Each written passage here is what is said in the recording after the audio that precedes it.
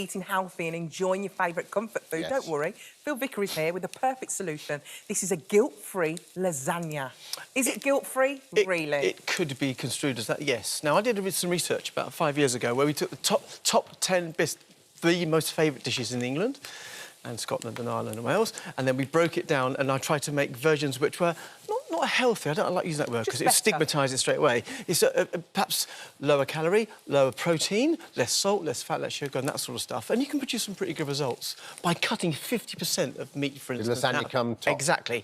One of them, it was number 5, I think it was. But the point being is I cut half the meat out of it.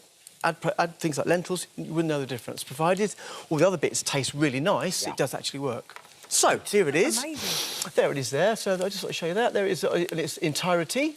You do have a mini version there. I love the presentation. Nice, isn't it? And a little green salad. A salad next to it. Now, I haven't made a proper green salad for years, and that is a proper green salad, dressed correctly with a bright dressing. Have a little taste, Dermot, go on. Yeah. So, to me, the garnish of the salad was always, to me, if you go to France, even if you have a sandwich in France, the salad that comes with it is always dressed and seasoned beautifully. Vinaigrette. Exactly. It needs to be seasoned. Isn't it nice? If it's been seasoned like that, I'll eat salad all day long. Exactly. Seriously. My father, in the late 60s, went to work in France, and he came home and he bought garlic. Now, this is the late 60s, remember, and olive oil. Now, bear in mind, olive oil... Was he a chef? No, he worked in telecommunications. But he came back, and olive oil, in those days, you bought in the chemist. You did. Really? And you put it in your ears. I remember it. My mum used to put it when we were kids. And he came home and he made this dressing using, guys, his late 60s, with garlic and olive oil. And he put it on. My mum, in those days, salad was lettuce leaf, a piece of celery and a tomato. And he chopped it up and he put this dressing on it. And ever since then, I've loved dressed salad. Oh, yeah. Never forget it. Anyway. Oh. There we are. Now, let's talk about lasagna. So, here, as I've already said to you, is I'm going to play around with a bit of flavour and a bit of texture, and it actually works quite well. So, before we get to the onions, in this one, I'm using lean beef here, or lean lamb, it's up to you, and I'm using between 250 grams and 300 grams. Oh. Yes. Normally, it would be 600 or 500. So, here, this is the guts of it, really. 250 grams of mince, or 300 grams, roughly, and the equivalent of tinned or vac pack sachet lentils. That's served forward. Loads of meat. Pardon? Would you be aiming to serve forward? Oh, yeah, easily. And the point being is that once you mix these together with tomatoes and herbs and oregano and onions, the texture pretty much is the same. You get a nicer flavour, and I think you get what I call a rounded texture. Really delicious. Exactly. So it's a rounded texture rather than what I call a loose texture, as when you just boil mince with water. It tends to go a bit like sawdust, but the lentils work really well. Yeah.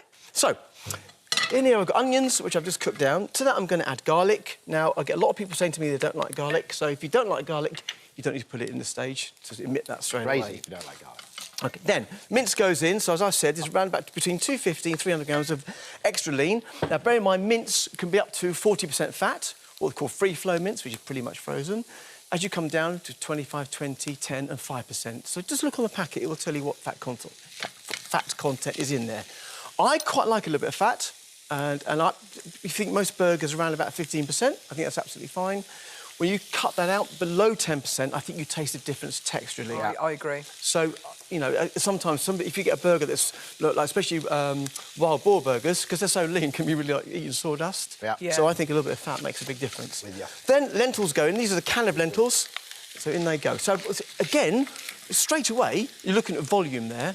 Dermot, you mentioned the fact that, you know, it's volume. You could cut down half the amount. But that'll feed 4 people, no problem at all, provided you add some decent flavour to that. So I'm going to add dried oregano. Now, I do put a tablespoon of dried oregano level, OK? Not heaped, level. Yeah. 1 stock cube. This is the most important point. I use stock cubes which... the cheaper you go, the more salt's in them, so be very, very careful. And bear in mind, your adult is, I think its salt intake's about 6 grams a day per adult. So some of the cheap stock cubes can be very salty. Some aren't, some are fine. In they go. Now, I do add fresh basil or dry basil or frozen basil. It's up to you. In that goes. Does it matter on the sort of stock cube? Is that beef or chicken you use? I would use either. I use vegetable stock cube, or if you want to use, if it's up to you, you can take out the meat completely and add double the amount of lentils and just put vegetables in, and it actually works as well. This is delicious. I do add a 400-gram can of chopped tomatoes in juice, and all you need to do is to bring that with a little bit of pepper. I'm not going to put too much salt in because we've got the stock cube.